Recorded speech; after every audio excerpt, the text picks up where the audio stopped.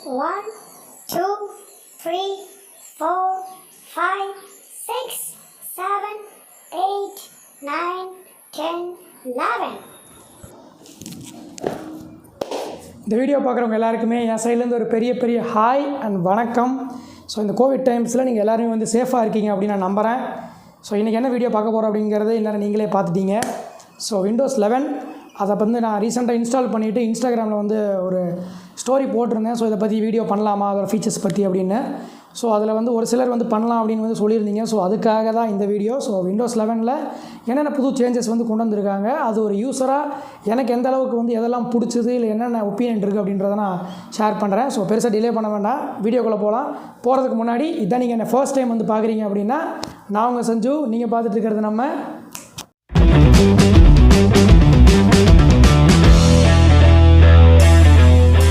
Right guys. So இந்த வீடியோவில் Windows 11 new features பற்றி பார்க்க போகிறோம்.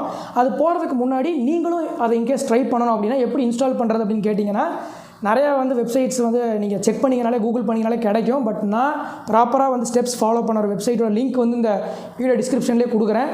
நீங்கள் இன்கேஸ் வீடியோ பார்த்து முடிச்சுட்டு ட்ரை பண்ணணும் அப்படின்னு இன்ட்ரெஸ்டாக இருந்தீங்கன்னா ட்ரை பண்ணி பாருங்கள். மெயினாக வந்து ஒரு ஷார்ட்டாக அதை சுருக்கி சொல்லணும் அந்த ஸ்டெப்ஸை அப்படின்னா, உங்கள் செட்டிங்ஸில் இருக்கக்கூடிய அப்டேட்ஸ் அந்த பேஜுக்கு போயிட்டீங்கன்னா கடைசியில் வந்து விண்டோஸ் இன்சைடர் ப்ரோக்ராம் அப்படின்னு சொல்லிட்டு ஒரு விஷயம் இருக்கும். அது வந்து நீங்கள் போயிட்டு கெட் ஸ்டார்டட் அப்படின்னு கொடுத்து உங்களோட மைக்ரோசாஃப்ட் அக்கௌண்ட் ஏதாவது ஒன்று இருக்கணும். உங்கள் ஸ்கைப் யூஸ் பண்ணுற அவுட்லுக் அக்கௌண்ட் இருந்தால் கூட ஓகே தான். ஸோ அந்த அக்கௌண்ட்டை வச்சு நீங்கள் வந்து சைன்இன் பண்ணிக்கணும். சைன்இன் பண்ணி அந்த இன்சைடர் ப்ரோக்ராமுக்கு நீங்கள் ரெஜிஸ்டர் பண்ணணும். ரெஜிஸ்டர் பண்ணதுக்கப்புறமா வந்து எந்த ஒரு இதில் நீங்கள் ஜாயின் பண்ணுறீங்க, இன்சைடர், டெவலப்பர் அந்த மாதிரி நிறையா காமிக்கும். ஸோ நீங்கள் வந்து டெவ் சேனல் அப்படிங்கிற ஒரு விஷயத்தை தான் நீங்கள் கொடுக்கணும். அதை கொடுத்து நீங்கள் வந்து அந்த இன்சைடர் ப்ரோக்ராமில் ஜாயின் பண்ணிங்கன்னா, ஒன்ஸ் நீங்கள் சிஸ்டம் ரீஸ்டார்ட் பண்ணிவிட்டு திருப்பி வரும்போது உங்கள் அப்டேட்ஸ் பேஜில் போய் செக் அப்டேட்ஸ் கொடுத்தீங்கன்னா, இந்த இன்சைடர் ப்ரிவ்யூ பில்ட் அப்படிங்கக்கூடிய ஒரு விஷயம் வந்து உங்களுக்கு நார்மல் அப்டேட் மாதிரி, சிஸ்டம் அப்டேட் மாதிரியே காமிக்கும். ஸோ நீங்கள் ஆஸ் யூஷுவல் எப்பயும் போல் டவுன்லோட் பண்ணி இன்ஸ்டால் பண்ணிக்கலாம். பட் அது கொஞ்சம் டைம் ஆகும். நீங்கள் யூஸ்வலாக ஒரு ஃபியூ மினிட்ஸ்லையோ ஒரு 1 ஹவர்க்குள்ளேயோ நடக்காது, ரொம்ப டைம் ஆகும். ஸோ அது வரைக்கும் லேப்டாப்பை சார்ஜில் போட்டுட்டு இன்ஸ்டால் பண்ணி ரீஸ்டார்ட் பண்ண வேண்டியதான். ஸோ ஸ்டெப்ஸ் டீட்டெயில்டாக வேணும் அப்படின்னா டிஸ்கிரிப்ஷனில் இருக்க அந்த லிங்க்கை போய் செக் பண்ணுங்கள். இப்போ நம்ம ஃபீச்சர்ஸ்க்கு போகலாம். ஃபஸ்ட்டு விஷயம் கிளியராக நோட் பண்ணுறது என்ன அப்படின்னு வந்து பார்த்தீங்கன்னா, Windows 11 இன்ஸ்டால் ஆகி ரீபூட் ஆகுது first time.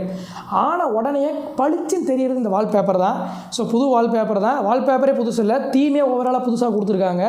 So UI changes அதான் நம்ம ஃபஸ்ட்டு பார்க்க போகிறோம். என்னென்ன யூஐ சேஞ்சஸ் அப்படின்னு சொல்லிட்டு சிஸ்டம் வைட் நிறைய இடத்துல சேஞ்சஸ் இன்ட்ரடியூஸ் பண்ணியிருக்காங்க. ரொம்ப பாப்புலராக இப்போ எல்லோரும் பேசப்படுற ஒரு விஷயம் அப்படின்னா அந்த ஸ்டார்ட் மெனு தான். ஸோ அந்த விண்டோஸ் மெனு வந்து சென்டருக்கு வந்து டிஃபால்ட்டாக எடுத்துகிட்டு வந்திருக்காங்க. அண்டு ஐகான்ஸ் எல்லாம் வந்து பார்த்திங்கன்னா, இது எப்படி நம்ம சொல்லலாம் அப்படின்னா, விண்டோஸ் விஸ்டா அப்படின்னு சொல்லிட்டு விண்டோஸ் எக்ஸ்பிக்கும் விண்டோஸ் 7க்கு நடுவில் ஒன்று வந்தது. அது எத்தனை பேர் யூஸ் பண்ணியிருப்பீங்கன்னு தெரியல. விண்டோஸ் சீரீஸில் வந்து அது கொஞ்சம் அவ்வளோ ரீச் ஆகாத ஒரு ஃபெயிலியர் ரிலீஸ் அது. பட் அது யூஸ் பண்ணியிருந்தீங்கன்னா அதில் இருக்கிற கான்செப்ட் தான் இப்போ அவங்க திரும்பி விண்டோஸ் 11 கொண்டு வந்திருக்காங்க. இதை வந்து எப்படி சொல்லலாம், கிளாஸியாக இருக்குது அப்படின்னு சொல்ல முடியாது, கிளாஸியாக இருக்குது அப்படின்னு சொல்ல முடியாது.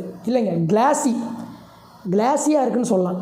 கிளாஸின்னு ஒரு வார்த்தை இருக்கா, இருக்கும், அப்படி தான் இருக்குது. ஸோ கண்ணாடியெல்லாம் வந்து எடுத்துகிட்டு வந்து செதுக்கி வச்சா மாதிரி ஒரு லுக்கு தான் வந்து Windows 11 வந்து மைக்ரோசாஃப்ட் எடுத்துகிட்டு வந்திருக்காங்க. Throughout system wide taskbar, எல்லா டூல் பார்ஸ், எல்லா ஐகான்ஸுமே வந்து உங்களுக்கு அந்த கிளாஸ் ஃபீல் தான் வந்து வருது. அண்ட் இந்த டாஸ்க் பாரில் இருக்கக்கூடிய ஐகான்ஸ் எல்லாம் கிளிக் பண்ணும்போது பார்த்தீங்கன்னா ஒரு குட்டி அனிமேஷன்லாம் இருக்குது. சர்ச் பட்டன் கிளிக் பண்ணும்போது, டெஸ்க்டாப் கிளிக் பண்ணும்போது எல்லாமே. ஸோ அதெல்லாம் கொஞ்சம் பார்க்குறதுக்கு நல்லா இருக்குது அப்படின்னு தான் சொல்லணும். அண்ட் ஃபைல் எக்ஸ்ப்ளோரர் நீங்கள் போகிறீங்க, மைபிசி ஓப்பன் பண்ணுறீங்கன்னா அந்த ஐகான்ஸும் வந்து முன்னாடி இருந்த Windows 10 கம்பேர் பண்ணுறப்போ கொஞ்சம் கலர்ஃபுல்லாக கொடுத்துருக்காங்க. அதுவும் வந்து பார்க்க நல்லா இருக்குது. அண்டு மெயினாக வந்து ஆக்ஷன் சென்டர், அதில் பார்த்தீங்கன்னா நிறைய அந்த குயிக் டாகிள்ஸ் எல்லாம் சூஸ் பண்ணுறது, அந்த ஒரு விஷயமே வந்து ஆக்ஷன் சென்டரே டிஃப்ரெண்ட்டாக இருக்குது. அப்புறம் நோட்டிஃபிகேஷன் சென்டரும் வந்து பார்த்திங்கன்னா கேலண்டர் கீழே வர நோட்டிஃபிகேஷன்ஸ் எல்லாம் அதுக்கு மேலே வர மாதிரி வந்து கொடுத்துருக்காங்க. ஸோ அதுவும் வந்து கொஞ்சம் டிஃப்ரெண்ட்டாக இருக்குது. ஸோ யூஐ சேஞ்சஸ்ன்னு பார்த்தீங்கன்னா சிஸ்டம் வைட் இருக்குது. அண்டு மெயினான ஹைலைட் ஏரியா அப்படின்னா எனக்கு பர்சனலாக பிடிச்சது வந்து செட்டிங்ஸ் பேஜ் தான். ஸோ செட்டிங்ஸ் பேஜ் வந்து இந்த தடவை ரொம்ப க்ளீனாக இருக்குது அப்படின்னு நான் சொல்லுவேன். ஏன்னா போன வாட்டி Windows 10 மினிமலிஸ்டிக்காக இருந்தது, இதுவும் வந்து மினிமலிஸ்டிக்காக தான் இருக்குது. பட் அந்த கொஞ்சம் அந்த ஒரு கலர்ஸோட டச் வந்து கொடுத்ததுனால வந்து பார்த்திங்கன்னா ரொம்ப அப்பீலிங்காக முக்கியமான டீட்டெயில்ஸ் எல்லாம் மேலே கிளியராக போட்டு, கொஞ்சம் அடிஷ்னல் டீட்டெயில்ஸ் எல்லாம் கீழே போட்டு அந்த மாதிரி ப்ராப்பராக ஆர்கனைஸ் பண்ணியிருக்காங்க. சிஸ்டம் இன்ஃபோவாக இருக்கட்டும், முக்கியமாக பேட்ரி ஸ்டேட்டஸ் செக் பண்ணுற பேஜாக இருக்கட்டும், எல்லா செட்டிங்ஸ் பேஜுமே ப்ளூடூத் அந்த மாதிரி ஆப்ஷன்ஸ் போகிற பேஜாக இருக்கணும், எது செக் பண்ணிங்கனாலுமே ஒரு டிஃப்ரென்ஸ் வந்து யூஐயில் வந்து கொண்டு வந்திருக்கு. ஸோ யூஐ சேஞ்சஸ் அப்படின்னு பார்த்தா நிறையா இருக்குது. யூஸ் பண்ண தான் நம்ம புதுசாக என்னென்ன பண்ணியிருக்காங்கன்றது தெரிய முடியும். பட் யூஸ் பண்ண வரைக்கும் ஒரு ஆல்மோஸ்ட் 7 to 10 days நான் யூஸ் பண்ணிருக்கேன். எனக்கு பர்சனலாக ரொம்ப பிடிச்சிருக்கு. செகண்ட் விஷயம் என்னென்னு பார்த்தீங்கன்னா, இந்த விண்டோஸில் ஒரு விஷயம் இருக்குங்க, மைக்ரோசாஃப்ட் ஸ்டோர் அப்படின்னு ஒன்று இருக்கும். அதை எவனுமே யூஸ் பண்ண மாட்டான். நமக்கு என்ன சாஃப்ட்வேர் வேணாலும் போய் நம்ம கூகுளில் சர்ச் பண்ணி தான் ஏதோ ஒரு வெப்சைட்லேருந்து டவுன்லோட் பண்ணிருப்போம். இந்த தடவை அதை வந்து மைக்ரோசாஃப்ட் அட்ரஸ் பண்ணியிருக்காங்க. ஸோ மைக்ரோசாஃப்ட் ஸ்டோரை வந்து ரொம்ப கிளட்டர் ஃப்ரீயாக வந்து கொஞ்சம் அழகாக ஆர்கனைஸ் பண்ணி ஒரு டிஃப்ரெண்ட்டான லுக்கை கொடுத்து எடுத்துகிட்டு வந்திருக்காங்க.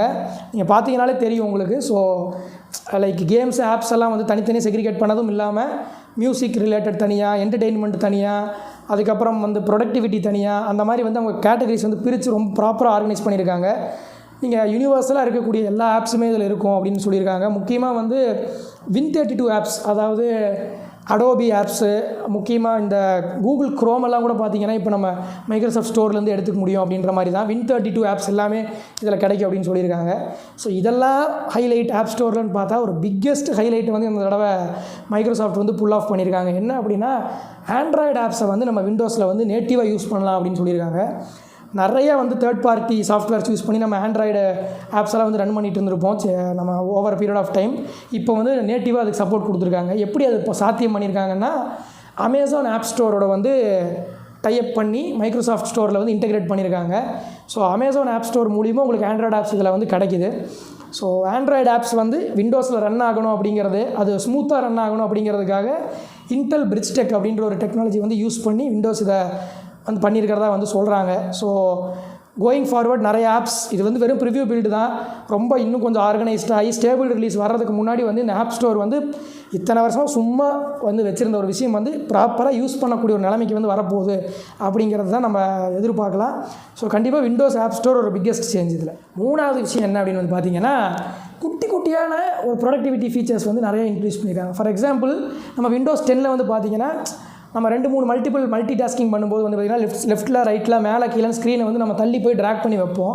இதில் வந்து பார்த்திங்கன்னா அந்த மேக்ஸிமைஸ் பட்டனில் போய் நீங்கள் கர்சர் வச்சாலே ப்ரீடிஃபைண்டாக நம்ம ஸ்க்ரீன் சைஸுக்கு ஏற்ற மாதிரி அதுவே டிடெக்ட் பண்ணி ப்ரீடிஃபைண்டாக சில லேஅவுட்ஸ் வந்து காட்டுது. ஸோ அந்த லேஅவுட்ஸ் நீங்கள் சூஸ் பண்ணி ஈஸியாக ஒர்க் பண்ணிக்கலாம் அப்படின்ற மாதிரி. இதை இன்னொரு ஹைலைட் அவங்க என்ன பண்ணியிருக்காங்கன்னா, இப்போ நீங்கள் ஸ்க்ரீன் ஸ்விட்ச் பண்ணுறீங்க, ஒரு லேப்டாப்லேருந்து ஒரு பெரிய ஸ்க்ரீனுக்கு நீங்கள் வந்து HDMI மூலிமா வந்து ஸ்விட்ச் பண்ணி ஒர்க் பண்ண போகிறீங்க, திருப்பி அங்கேருந்து மறுபடியும் லேப்டாப்புக்கு ஸ்விட்ச் பண்ணுறீங்க அப்படின்னா, கடைசியாக நீங்கள் அதில் எந்த டெஸ்க்டாப் லேஅவுட்டில் எப்படி மல்டி டாஸ்கிங் பண்ணிகிட்டு இருந்தீங்களோ அதை வந்து மெமரியில் விண்டோஸ் வச்சுக்கிட்டு அங்கேருந்தே நீங்கள் திரும்பி எடுத்து ஒர்க் பண்ணலாம் அப்படின்னு சொல்கிறாங்க. ஸோ இதெல்லாம் வந்து ரொம்ப ஒரு அட்டகாசமான ஒரு வெல்கமும், மல்டிப்புளாக ஒரே நேரத்தில் 4-5 விஷயம் ஒர்க் பண்ணுறவங்களுக்கு வந்து இது பயங்கரமான ஒரு அட்வான்டேஜாக தான் இருக்கும். ப்ளஸ் இப்போ நீங்கள் குரோமில் வந்து மல்டிபிள் டேப்ஸை வந்து 2-3 லேஅவுட்டை வச்சு யூஸ் பண்ணிட்டு இருந்திருக்கீங்கன்னா, நீங்கள் குரோமை மினிமைஸ் பண்ணிங்கன்னா அதையும் கூட விண்டோஸ் வந்து மெமரியில் வச்சுக்குது. ஸோ ஸ்னாப் குரூப்ஸ் அப்படின்னு சொல்லிட்டு அந்த குரோமை நீங்கள் கிளிக் பண்ணும்போது திருப்பி அந்த ஸ்னாப் குரூப்பே ஓப்பன் ஆகிற மாதிரி வந்து பண்ணியிருக்காங்க. இதெல்லாம் வந்து ரொம்பவே நல்லா இருந்தது. எனக்கு இந்த ஃபீச்சர் பர்சனலாக வந்து நான் எப்பயுமே வந்து 2-3 விஷயம் வந்து ஒரே நேரத்தில் தான் செக் பண்ணிகிட்டு இருப்பேன். ஸோ எனக்கு இது ரொம்பவே வந்து யூஸ்ஃபுல்லாக இருந்தது. ஸோ உங்களுக்கு கண்டிப்பாக யூஸ்ஃபுல்லாக இருக்கும் அப்படின்னு நினைக்கிறேன். 4வது விஷயம் வந்து என்னென்னு பார்த்தீங்கன்னா, கேமிங் அப்படின்ற ஒரு விஷயத்துக்கு வந்து நாங்கள் நிறையா வந்து இம்பார்ட்டன்ஸ் கொடுத்துருக்கோம் அப்படின்றத வந்து அவங்க சொல்கிறாங்க. எஸ்பெஷலி என்னென்ன மாதிரி விஷயம் அப்படின்னு பார்த்தீங்கன்னா, DirectX 12 வந்து சப்போர்ட் அப்படின்றத சொல்லியிருக்காங்க. அதை விட ரொம்ப முக்கியமாக ஆட்டோ HDR அப்படிங்கிற ஒரு விஷயம் வந்து இந்த தடவை அவங்க Windows 11 மூலிமா வந்து கொண்டு வராங்க. ஸோ ஆட்டோ HDR அப்படின்னா ஸ்க்ரீன் இப்போ நீங்கள் பார்த்துட்டு இருப்பீங்கன்னு நினைக்கிறேன். ஸோ நார்மலாக நம்ம பார்க்குற ஸ்க்ரீன்ஸுக்கும் ஆட்டோ HDR இனேபிளாக இருக்கிறப்பவும் வந்து பார்த்திங்கன்னா, அந்த கேமிங்கில் வந்து எந்த அளவுக்கு அந்த ஒரு இம்ப்ரூவ்மெண்ட் வந்து கிளியராக வந்து நம்மளால் பார்க்க முடியுது விசிபிளாக அப்படின்றது உங்களுக்கு தெரியும்னு நினைக்கிறேன். ஸோ அது வந்து இப்போ எல்லாருக்குமே சப்போர்ட் கிடைக்குமான்னு கேட்டிங்கன்னா, நீங்கள் வச்சுருக்கிற லேப்டாப்போட ஸ்க்ரீன் இல்லை யூஸ் பண்ணுற டெஸ்க்டாப்போட ஸ்க்ரீன் வந்து HDR சப்போர்ட் பண்ணுது அப்படின்னா கண்டிப்பாக உங்களால் இந்த ஃபீச்சரை வந்து யூஸ் பண்ணி கேம்ஸ் என்ஜாய் பண்ண முடியும். ப்ளஸ் எக்ஸ்பாக்ஸோட அந்த சீரீஸில் இருக்கக்கூடிய ஏகப்பட்ட ஃபீச்சர்ஸை வந்து விண்டோஸ் வந்து பிசிக்கு எடுத்துகிட்டு வர ட்ரை பண்ணுறாங்க. ஸோ எக்ஸ்பாக்ஸ் ஆப்பே வந்து பார்த்திங்கன்னா ரொம்ப நாளாக இன்டெகிரேட் ஆகிருக்கு Windows 11ஓட. ஸோ கிட்டத்தட்ட வந்து நம்ம இப்போது டேரெக்டாக வந்து பிசியிலிருந்தே வந்து சில ஹை-எண்ட் கேம்ஸ் எல்லாம் வந்து ஸ்ட்ரீம் பண்ண முடியும் அப்படிங்கிற ஒரு விஷயம் வந்து வரப்போகுது. ஸோ ரொம்ப எக்ஸைட்டிங்கான ஒரு விஷயம் கேமர்ஸை பொறுத்த வரைக்கும். ஸோ ஃபைனலாக வந்து பார்த்திங்கன்னா, அவங்க ப்ராமிஸ் பண்ணுறது, நாங்கள் ஸ்டேபிளாக ரிலீஸ் பண்ணதுக்கு அப்புறமா வந்து லிட்ரலி ஒவ்வொரு aspect of experiencing the Windows, like நீங்கள் நார்மலாக ஒரு ஃபைல் எடிட்டிங் பண்ணுற மாதிரி ஒரு ஆளாக இருக்கலாம், இல்லை சும்மா டாக்குமெண்ட்ஸ் அந்த மாதிரி தான் யூஸ் பண்ணுறீங்க, இல்லை சும்மா வெறும் மூவி வாட்சிங் அந்த மாதிரி விஷயத்துக்கு யூஸ் பண்ணுறீங்க, கேமிங் மாதிரி இன்டென்ஸாக யூஸ் பண்ணுறீங்க, எந்த மாதிரி யூஸராக இருந்தாலும் நீங்கள் Windows 10லேருந்து இம்ப்ரூவ்மெண்ட்டை வந்து நீங்கள் வந்து எக்ஸ்பீரியன்ஸ் பண்ணுவீங்க. உங்களுக்கு அது கிளியராக வந்து தெரியும்.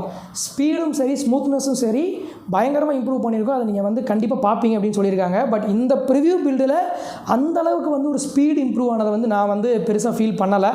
இப்போ என்னோடய லேப்டாப் வந்து பார்த்தீங்கன்னா அது 12 GB RAM i5 10th generation processor use பண்ணுற லேப்டாப் தான். பட் அதில் வந்து அந்தளவுக்கு பயங்கரமாக ஸ்பீட் இம்ப்ரூவ்மெண்ட் வந்து விண்டோஸ் 10க்கு கம்பேர் பண்ணுறப்ப நான் இப்போ நோட்டீஸ் பண்ணலை.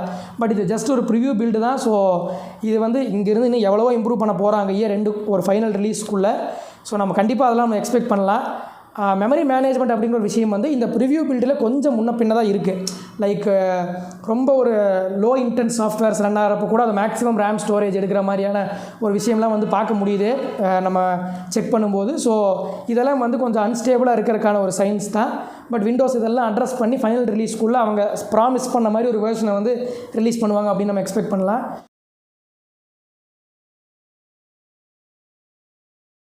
இப்போது இவ்வளோ பேசிட்டியாடா, இந்த விண்டோஸ் 11 கண்டிப்பாக நாங்கள் எல்லோரும் ட்ரை பண்ணலாமா, நீ சஜஸ்ட் பண்ணுவேன் அப்படின்னு கேட்டிங்கன்னா, இப்போ நீங்கள் படிச்சுட்ருக்கீங்க இல்லை ஒர்க் பண்ணிகிட்ருக்கீங்க, உங்களுடைய மெயின் படிப்புக்கோ ஒர்க்குக்கோ ப்ரைமரியாக ஒரு லேப்டாப் தான் எங்கிட்ட இருக்குது அப்படின்னா அதில் வந்து நீங்கள் ட்ரை பண்ணுறதா இருந்தால் நான் வேண்டாம் அப்படின்னு தான் சொல்லுவேன்.